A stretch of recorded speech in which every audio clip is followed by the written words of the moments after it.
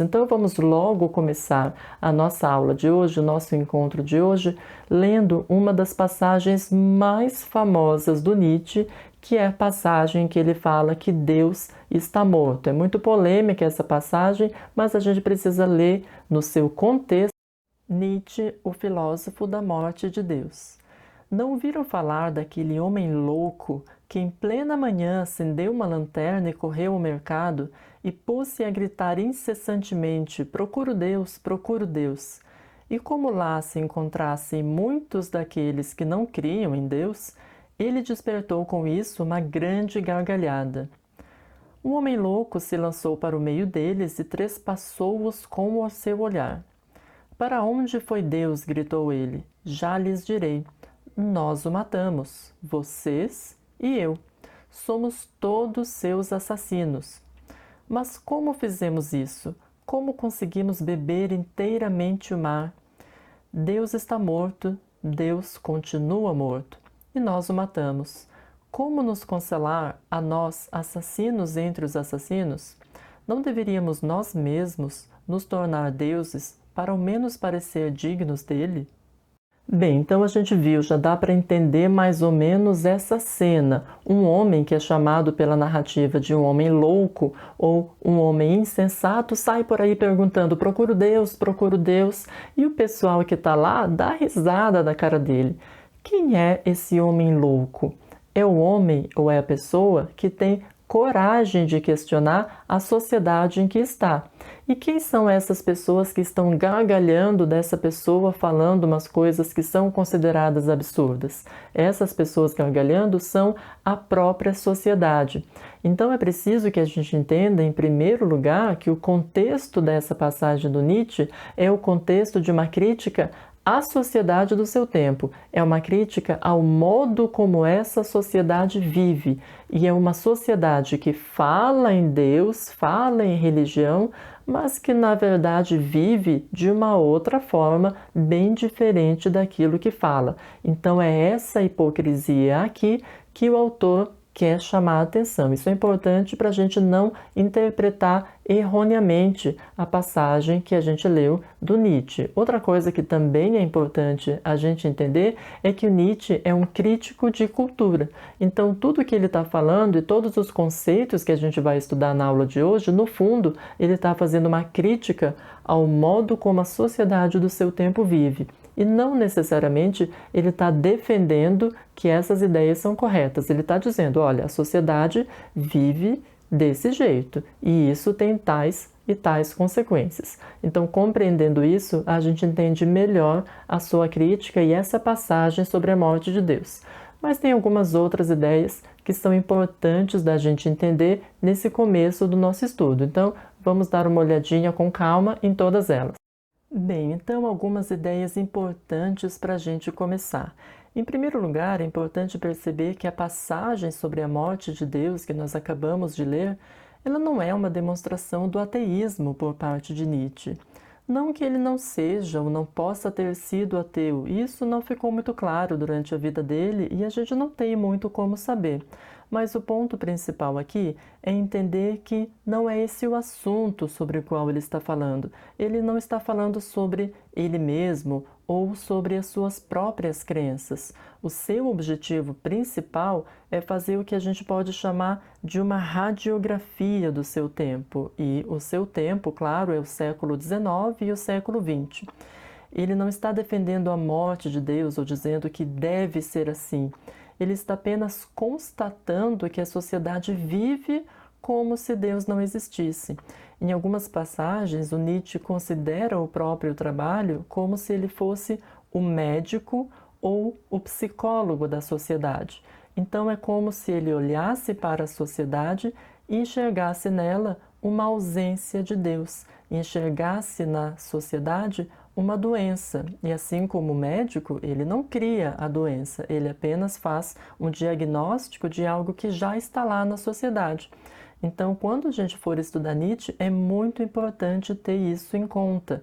Ele não está necessariamente defendendo que as coisas devam ser dessa maneira. Ele está olhando para a sociedade e tirando uma foto, um raio-x, um retrato.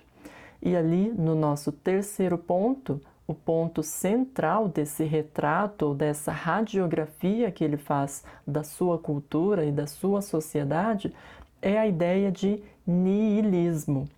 A palavra niilismo vem da palavra nada, ou seja, o niilismo é a ausência de referências e de valores que sejam fixos ou imutáveis. E aí, novamente, não é que Nietzsche esteja defendendo o niilismo, mas ele está olhando para a sociedade do seu tempo e está fazendo esse diagnóstico. Olha, sociedade, vocês estão vivendo um período de niilismo, ou seja, vocês estão vivendo um período de vazio, de ausência de referências, e é por isso que ele fala na morte de Deus, quer dizer, é a própria sociedade que ignora a existência de Deus, que não considera mais Deus ou a religião como a referência para nortear a própria vida. Antigamente era assim. No tempo da Idade Média, tudo girava em torno da figura de Deus e da figura da religião.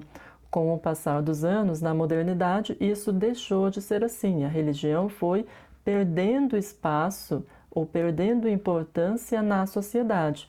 E é isso que chega nesse momento de morte de Deus, quer dizer, o ponto em que a sociedade vive e não considera mais os valores da religião ou os valores do cristianismo como algo importante, como algo que vale a pena seguir.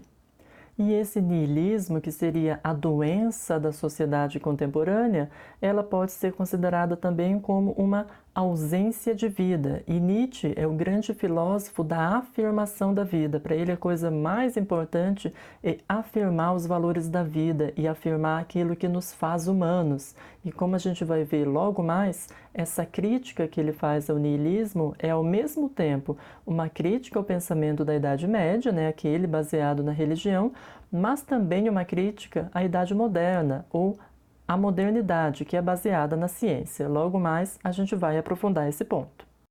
Muito bem, com essas ideias em mente, nós já conseguimos entender melhor o pensamento do Nietzsche e os seus objetivos. Agora, algo que não pode ficar despercebido por nós é o seguinte: quando ele fala em Deus, quando ele fala em valores, quando ele fala em moralidade, em todas essas coisas, ele não está pensando na própria figura de Deus transcendente, que algumas pessoas acreditam que existe, outras pessoas acreditam que não existe, não importa. Ele não está pensando no ser divino, ele está pensando na ideia de Deus, porque para o Nietzsche, todas essas coisas, religião, Deus, valores, moral, ética, tudo isso é criação dos seres humanos. São os seres humanos que criaram a ideia de Deus, a interpretação de como Deus é, de quais seriam os seus mandamentos. Tudo isso é coisa do ser humano. Da mesma maneira, os valores. Não existem valores absolutos, valores que valem para todo o tempo, para toda a história. É o ser humano que cria, através da sociedade, os seus próprios valores. Então, quando ele está falando na morte de Deus, calma, não vamos ficar preocupados, não é o ser divino, trata-se aqui da ideia de Deus, trata-se de um cenário em que essa ideia deixa de ser importante. E talvez para a gente entender melhor esses detalhes todos, vale a pena a gente dar uma olhadinha na vida do Nietzsche, ou pelo menos em alguns dos melhores momentos da sua vida, para a gente perceber como que essas ideias foram amadurecendo, em que medida elas têm a ver com a sua própria trajetória de vida. Então, vejamos lá. O Nietzsche nasceu na região da Prússia, o que atualmente é a Alemanha. Ele viveu entre 1844 e 1900. Uma das coisas muito interessantes a respeito da vida dele é que antes de estudar filosofia, ele se dedicou e continuou, na verdade, se dedicando até o final da sua vida a uma disciplina chamada filologia, que a palavra pode até ser parecida com filosofia, mas o significado é bem diferente. Filologia é o estudo das línguas clássicas, e línguas clássicas a gente está pensando aqui no grego e no latim. E por que isso é importante? Porque o Nietzsche ele dava muita atenção à linguagem. É por isso que nos textos que a gente lê dele, como por exemplo essa passagem que a gente acabou de ler sobre a morte de Deus, tem muita metáfora, muita simbologia. É uma linguagem muito bem trabalhada de símbolos. E isso acontece porque ele era um grande leitor de grego, de latim, da literatura, e é por isso que o seu pensamento é tão enigmático algumas vezes. E veja, apesar dessa passagem tão polêmica em que ele fala sobre a morte de Deus, o Nietzsche ele veio de uma família profundamente religiosa. Tanto seu pai, quanto seu avô, quanto seu bisavô foram pastores luteranos. E no início da vida, até ele próprio pensou em ser pastor também, mas depois ele desistiu. Alguns fatores acabaram contribuindo para essa desistência, principalmente a morte do seu pai, logo quando Nietzsche era bem jovem, e o pai dele era uma grande referência. A partir disso, ele passa a morar com sua mãe e seus avós maternos, e muita coisa mudou na vida dele. Depois ele teve uma adolescência, começou a questionar várias coisas da religião, e por isso que o seu pensamento é um pensamento bastante crítico, não só da religião, mas de toda a cultura, como a gente já está vendo agora, começando esse nosso estudo. E o Nietzsche, ele foi um grande pensador, quer dizer, com apenas 24 anos de idade, ele já começou a ser professor na universidade chamada Universidade da Basileia. E na época ele foi o mais jovem a conseguir esse feito, então realmente ele era uma mente brilhante. Acontece que, apesar de tudo isso, ao longo da vida dele, os livros que ele escreveu, as palestras, conferências e aulas que ele dava eram consideradas muito controversas, muito polêmicas. Então, durante a vida dele, ele não chegou a fazer muito sucesso, não chegou a ser um pensador reconhecido. Esse reconhecimento do trabalho dele só aconteceu muito depois que ele já estava no final da sua vida, e alguns professores começaram a reler os trabalhos dele, e tanto que hoje ele é um dos pensadores mais famosos dentro da filosofia, e não só da filosofia. Inclusive, quando ele era perguntado sobre isso, poxa, Nietzsche, você escreve tanto livro, mas o povo fala mal, o povo não entende seus livros, por que você acha que isso acontece?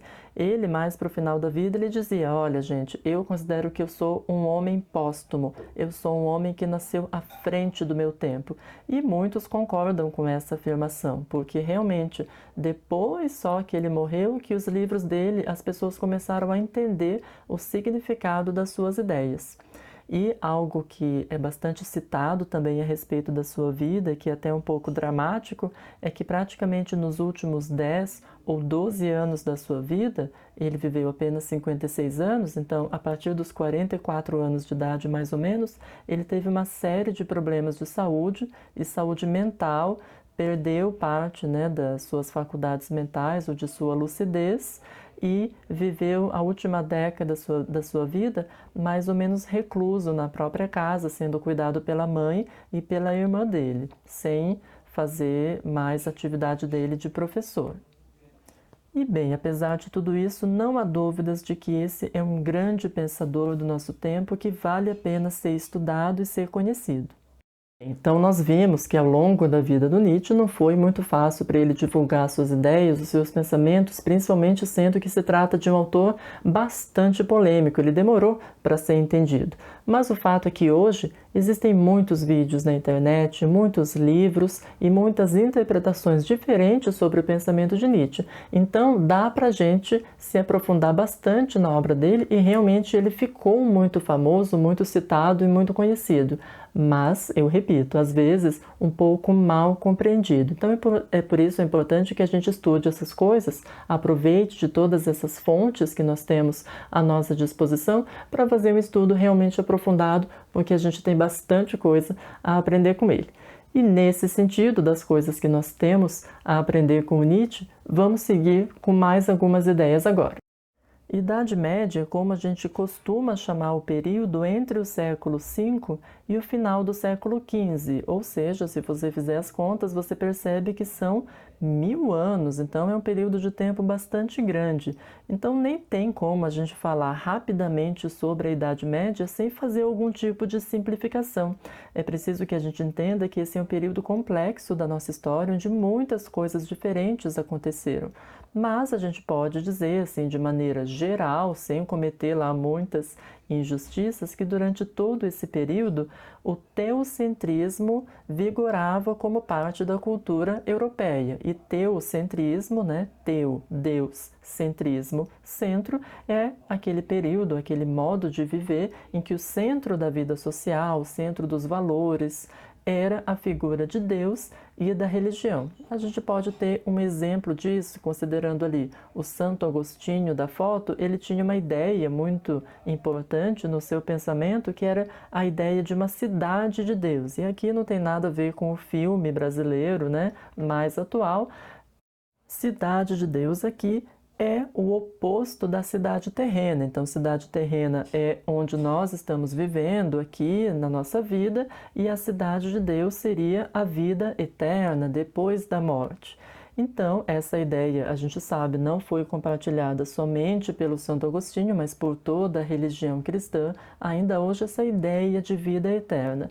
Mas a gente sabe também, os historiadores nos contam que durante esse período conhecido como Idade Média, essa ideia foi utilizada para fins de manipulação política, fins de mostrar para a população: olha, vocês estão aí vivendo, a gente está cobrando impostos de vocês, mas fique tranquilo, porque lá na vida eterna vocês serão recompensados. Quer dizer, então a gente sabe como essa ideia foi utilizada de maneira não muito interessante para a população, para fazer com que as pessoas tivessem medo do inferno, e fazer com que elas aceitassem os abusos políticos que eram cometidos por seus líderes.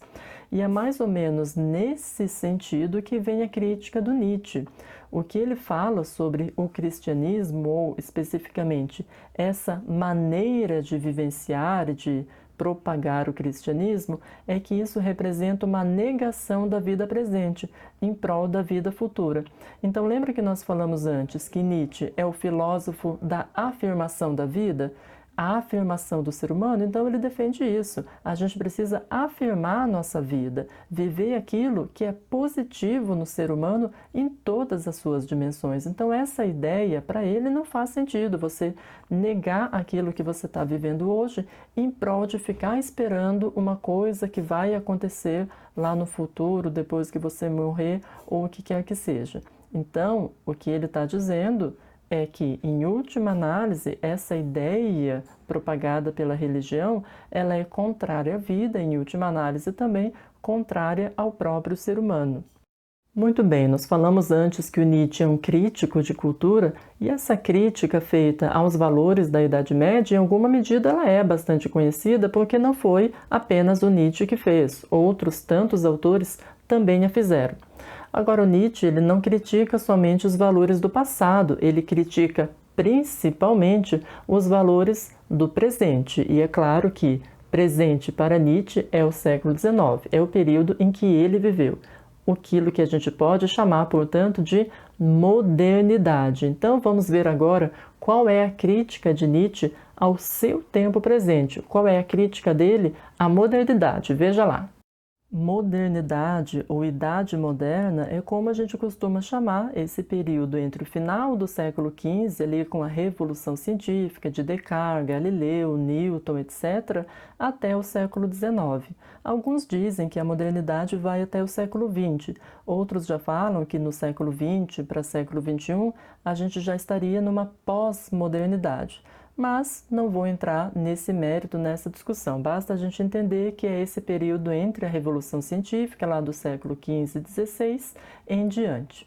E diferente do período anterior, em que a gente tinha uma vivência teocêntrica, né, o teocentrismo, aqui a gente tem o antropocentrismo, ou o humanismo, quer dizer, que é a valorização das produções humanas, mas em especial de uma produção humana específica chamada ciência.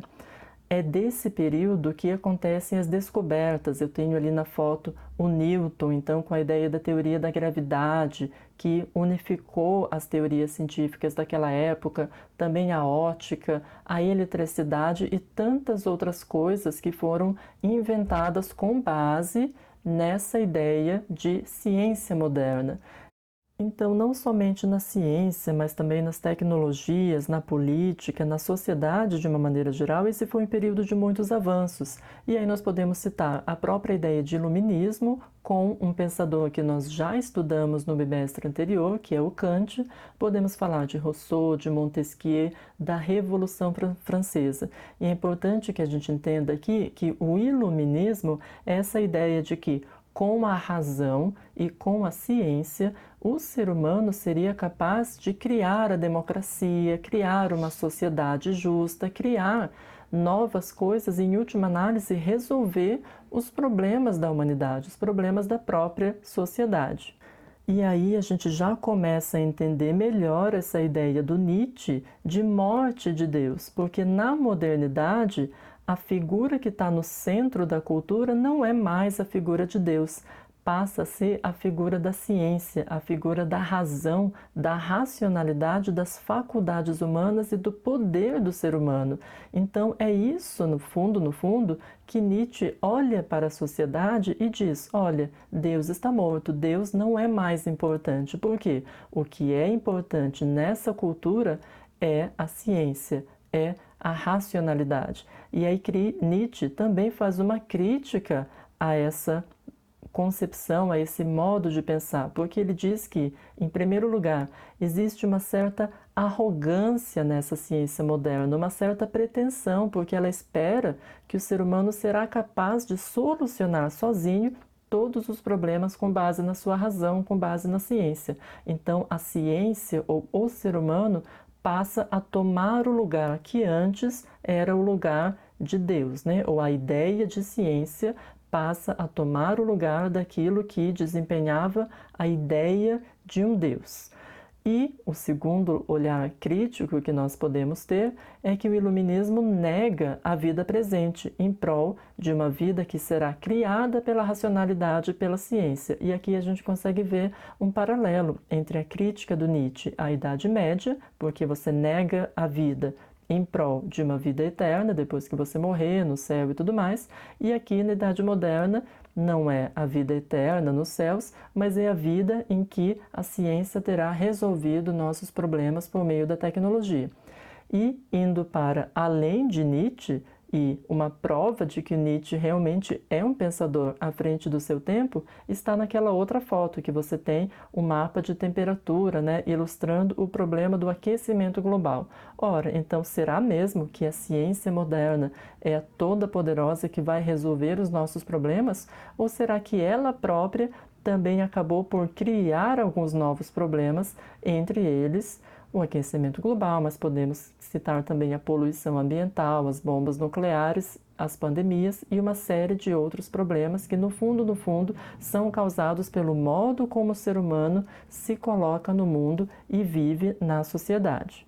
Aqui eu gostaria de enfatizar um ponto que nós já comentamos antes. Tanto a ideia de ciência ou a ideia de religião, de Deus, dos valores religiosos, que são ideias criticadas pelo Nietzsche, o principal ponto aqui é perceber que a crítica dele não é a ciência em si ou a religião em si, mas sim as ideias. Como que essas ideias colocam em evidência uma determinada concepção de ser humano.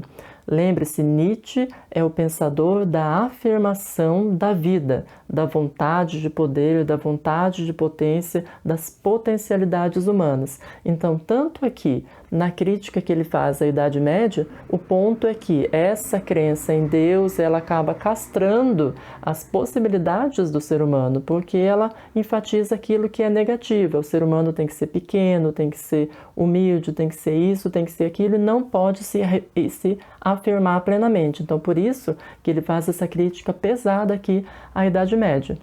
Mas na modernidade também, porque essa ideia de ciência que é defendida pelos modernos, no fundo é uma ideia que coloca o ser humano como se ele fosse apenas razão. apenas racionalidade. E será que isso é afirmar o ser humano? Será que basear tudo na racionalidade, tudo na ciência, será que isso significa afirmar o ser humano? Claro que não, porque o ser humano é muito mais do que isso. O ser humano também é arte, também são as suas emoções, sentimentos e um monte de outras coisas que não cabem aqui na caixinha da ciência e da racionalidade. Então, Nietzsche é um crítico, e para o crítico não sobra ninguém. Então, Idade Média, Idade Moderna, valores religiosos, valores científicos, não tem para ninguém. E ele dispara a crítica para todos os lados. Agora veja, não é uma crítica pela crítica, não é falar só por falar. Todas as ideias que ele coloca têm argumentos muito fortes sustentando. Então vamos ver qual é a maneira como ele sustenta essas críticas. E o ponto principal aqui é que sempre que ele fala dessas ideias, ele está pensando na origem dessas ideias. Qual então que foi a origem dessa ideia de ciência, a origem dessa ideia de Deus ou dessa ideia de morte de Deus? Então ele vai fazer essa pesquisa. Qual é a origem dos valores morais, valores éticos na sociedade. É isso que a gente vai ver a seguir. Então vamos lá. Aqui nós chegamos então a mais um ponto de crítica que o Nietzsche faz ao cristianismo, mas que na verdade se estende a toda a moralidade, aos costumes, aos códigos de valores do judaísmo e do cristianismo. Toda essa ideia sobre o que é bom, o que é virtuoso, o que é pecado, o que é impuro, tudo isso, o Nietzsche faz uma crítica quando ele vai tentar entender da onde que vem, qual é a origem dessas ideias. Então, o primeiro ponto é relembrar aquilo que dissemos antes, que o Nietzsche defende a afirmação da vida, ou o que ele chama também de vontade de potência ou vontade de poder. Quer dizer, todo ser humano tem vontade, tem o potencial de afirmar a sua própria vida, quer dizer, aquilo que vai favorecer a sua própria vida e a vida dos seus companheiros, digamos assim, ele vai buscar tudo aquilo que possa dar a ele poder, honra, coisas positivas, ele vai buscar isso. Então, o Nietzsche se coloca contrário a qualquer doutrina, qualquer modo de vida que diminua ou que negue esse poder do ser humano. E ele interpreta, portanto, esses valores cristãos sobre humildade, caridade, piedade, misericórdia e essas doutrinas sobre o que é pecado e o que não é, como ele interpreta tudo isso? Bem, para o filósofo Nietzsche, esses valores são baseados no ressentimento, pois eles diminuem a vontade do ser humano de se afirmar no mundo e de crescer. E aí a gente precisa levar em conta o seguinte, essa frase do Nietzsche que está ali embaixo. Não existem fenômenos morais em absoluto, apenas interpretações morais de fenômenos. O ponto central aqui é relembrar que não há valores absolutos, não há nada que não tenha sido antes criado e estabelecido pelos seres humanos na sociedade. O problema do cristianismo e de outros sistemas de moralidade também é que são valores criados pelo ser humano, mas depois é como se eles são colocados no lugar como se fossem eternos, imutáveis, absolutos. E eles não são. E quem vende esses valores diz que eles são eternos, imutáveis e absolutos. E é por isso que o Nietzsche fica, não muito contente, porque ele sabe, ele percebe, não, isso tudo foi criado, isso tudo foi inventado pelo ser humano. E se foi criado, inventado pelo ser humano, é relativo, pode ser modificado. Então, vamos aprofundar agora essa ideia. Basicamente, então, ao longo da história, há dois conjuntos de valores, duas maneiras diferentes de se colocar aquilo que é bom, aquilo que é mal, aquilo que é correto e aquilo que é incorreto. E, repito, essas duas concepções, nenhuma delas é absoluta, todas elas são relativas a determinados períodos históricos em que isso foi considerado como importante. Então, a primeira delas é aquilo que a gente pode chamar de moral do Senhor ou moral dos guerreiros. Essa moralidade, de acordo com Nietzsche, esses costumes, que a gente também pode chamar assim, esses costumes, eles têm origem lá naquelas sociedades guerreiras da Grécia clássica, da Roma antiga, onde o que é considerado um valor, o que é considerado positivo é a honra, é a glória do seu povo, é a nobreza. Portanto, para esse conjunto, essa sociedade de guerreiros que vai para a guerra buscar novas conquistas e expandir o seu território e melhorar a vida do seu próprio povo, aquilo que vai ser considerado bom são os valores: o nobre, o forte, o poderoso. Então veja aqui aquela ideia de vontade de potência, de você ter mais, de você poder mais, de você realizar todas as suas capacidades humanas. Em contrapartida, aquilo que vai ser mal, e vai ser mal por quê? Porque não vai favorecer esse objetivo de ter conquista, de expandir o seu território.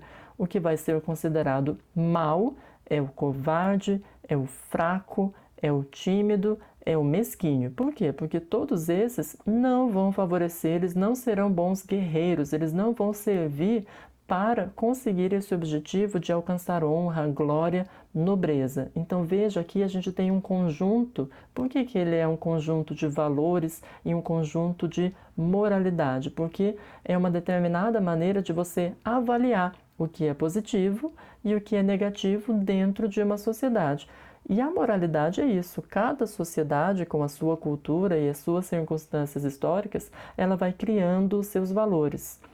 Agora, o que ele considera como a moral de rebanho ou a moral dos sacerdotes é o exato oposto dessa moral dos guerreiros. E é por isso que a gente viu no slide anterior que o Nietzsche faz duras críticas a essa moral do rebanho. Por quê? Enquanto a moral dos guerreiros ela valoriza a vida, valoriza o ser humano, porque ela vai atrás, ela quer ser mais, ter mais e conseguir mais coisas, a outra moral contrária, ela tem como principal valor o ressentimento. E o que quer dizer isso? Olha, essa moral também tem um nascimento histórico. Lembra que a gente falou que a moral dos guerreiros ela tem origem lá nessas sociedades como a Grécia Antiga, a Grécia Clássica, a Roma Antiga? Vamos pensar no próprio Egito Antigo, em que o povo judeu era escravizado, conforme é narrado nos livros bíblicos. Ora, esse povo judeu que era escravizado, eles, segundo Nietzsche, pensaram o seguinte: olha, já que a gente não tem como sair dessa escravidão, a gente não tem como vencer os egípcios aqui pela força das armas, porque a gente não tem, porque eles são mais poderosos do que a gente, nós precisamos vencê-los pela racionalidade, pelo intelecto. E aí eles acabaram criando uma moral contrária. E é por isso que o Nietzsche diz que o valor principal é o valor do ressentimento. O que ele está dizendo é que essa sociedade, ela também, no fundo, ela queria também estar no lugar de escravizar os outros, de ser senhor, de ter mais, de poder mais. Mas como ela não conseguia isso, ela pensava assim, vamos pelo menos vencer aqui os nossos senhores, os nossos mestres, na base dos valores. Então, aquilo que é considerado pequeno, humilde, frágil, doente, tudo isso vai ser alçado a um lugar bom, no sentido dos valores, Por isso que está ali no nosso esquema. O bom vai ser o humilde, o piedoso, o caridoso, aquele que dá a outra face, aquele que apanha e não fala nada, aquele que sofre calado. Em contrapartida, o mal vai ser aquele que busca poder, que busca grandeza, que se revolta, que responde quando alguém lhe oprime, ou seja, o próprio guerreiro, lá da outra moralidade, que é o virtuoso, aqui na moral dos sacerdotes vai ser considerado o mal.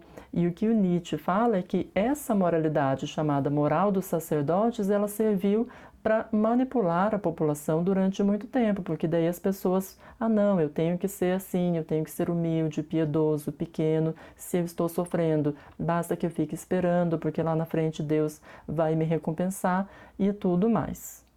Então, em linhas gerais, a gente tem a moral do Senhor, que afirma a potência, afirma a vida e afirma as potencialidades humanas, e a gente tem a sua negação, que é a moral de rebanho. Então, essa moral, que na verdade é a moral que está mais espalhada na sociedade, né, dada a influência da religião cristã, dos seus valores, da sua ética e dos seus compromissos, é essa moral que está mais difundida na sociedade. E vejam só, o Nietzsche diz que no fundo, essa moral, ela não favorece a vida humana, porque ela coloca o ser humano lá para baixo como alguém pequeno, frágil, que tem que ficar se conformando com tudo e não pode nunca buscar algo mais. Agora, é importante que a gente entenda, e agora eu dou um recado especial, né, para os colegas, as colegas que se entendem como religiosos, como cristãos, mas aos outros também, é importante que a gente entenda que muitos religiosos, na época que Nietzsche escreveu e depois, leram as obras do Nietzsche, entenderam a crítica e modificaram a maneira como vivem a própria religião. Então, não tenha medo de ler Nietzsche, não tenha medo de aprofundar essas ideias, porque no fundo, o que ela pode fazer, o benefício que essas ideias podem trazer para você, para a sua própria vivência, é revisar a maneira como você está vivendo a sua própria religião e, quem sabe, aprofundar essa maneira e sair ainda mais forte nas suas crenças, convicções pessoais e tudo mais. Não é o caso de, eu vou ler Nietzsche, então agora Deus morreu, eu vou virar ateu. Não, não tem nada disso. O que tem é aprofundar e se permitir questionar as próprias vivências, os próprios preconceitos, os próprios argumentos e tudo aquilo que está nas nossas vivências. Fazer filosofia é bom por isso, porque a gente consegue fazer uma comparação entre ideias, pontos de vista críticos que são levantados por autores e autoras com a nossa própria vida e a partir disso perceber aquilo que a gente pode passar a ver de uma maneira diferente. Então, gente,